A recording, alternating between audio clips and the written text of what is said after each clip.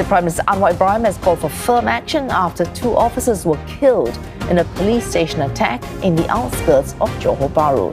The assailant, with suspected links to Islamist militant group Jemaah Islamiyah, also shot dead at the scene. Some background on that attack in Malaysia. It happened on the outskirts of Johor Bahru in a place called Ulu Tiram. The suburb is no stranger to Jemaah Islamiyah or JI. The founders of the Islamist militant group, Abdullah, Sungkar and Abu Bakar Baasyir, moved there in 1993 after fleeing Indonesia.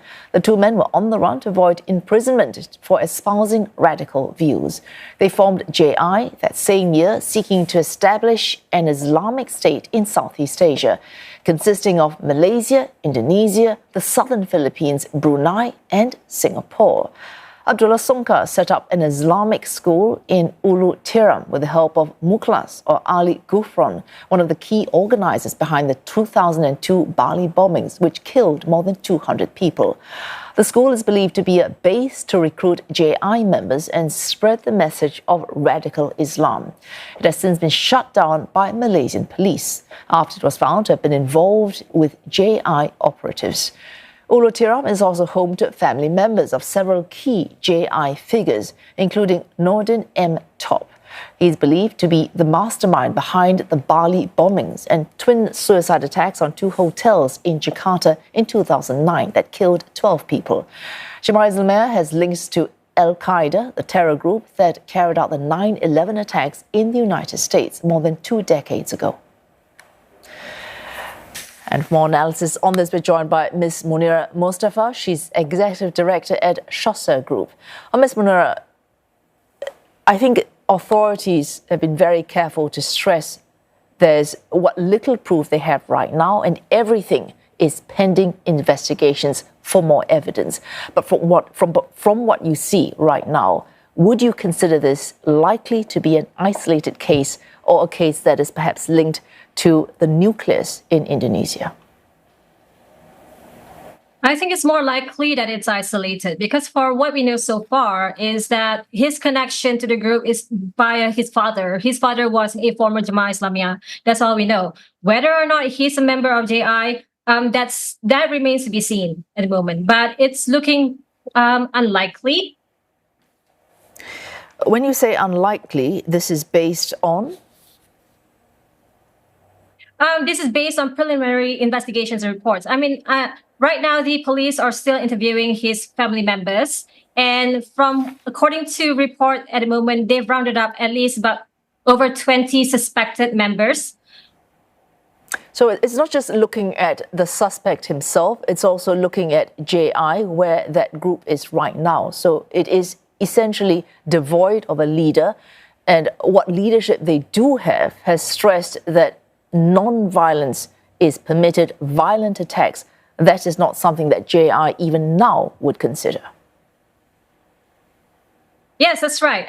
The leadership has changed in 2009. It is currently now under Para Wijayanto, but Para Wijayanto has been arrested since 2019 and is in custody of police in Indonesia. And his directive to his members is that there's a moratorium on terror attacks, on violent actions, and they've moved more towards non-violent actions. I believe that they've tried to legitimize themselves in other ways, but that has been hampered by the Densus 88 in Indonesia. All right, so how would you read what Indonesian police message from its national police last year, I think March 2023, when the Indonesian National Police said JI continues to pose a latent threat to national security? Are they just being too careful, or is that threat? Is that a significant warning that I suppose Indonesia should be bearing in mind right now? I think it is generally understood that they're not going away. There is no signal that they're going to dismantle themselves and that they're just going to remain until their leadership says otherwise. That's what they mean by latent threat. But latent threats surely suggest that at any moment that threat may take actual form, and there may be threat to human life or human injury. I mean, that would be the assumption. They have been galvanizing some fundraising efforts, trying to fund their activities trying to animate themselves. But that is as far as they are right now, just a latent threat. There is no sign of any actual violent threat being plotted right now. And even so, there are small members and cadres in the group itself that tries to, that disagrees with Wijayanto's position. However, they themselves are in police custody. All right, perhaps the greater issue as a concern that you have raised, that given the political climate in Malaysia, incidents like these, whether or not they are in fact linked to terror organizations, they can be, in this climate, misused to sow discord or panic for political gain. That is your concern.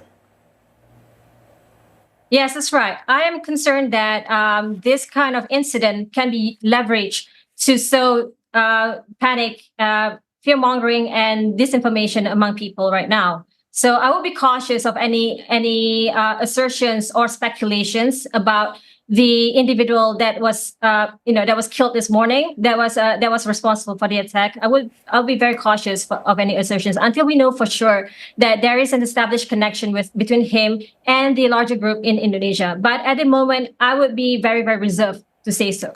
All right, thanks so much for that, Ms. Munira Mustaffa, Executive Director at Chasseur Group.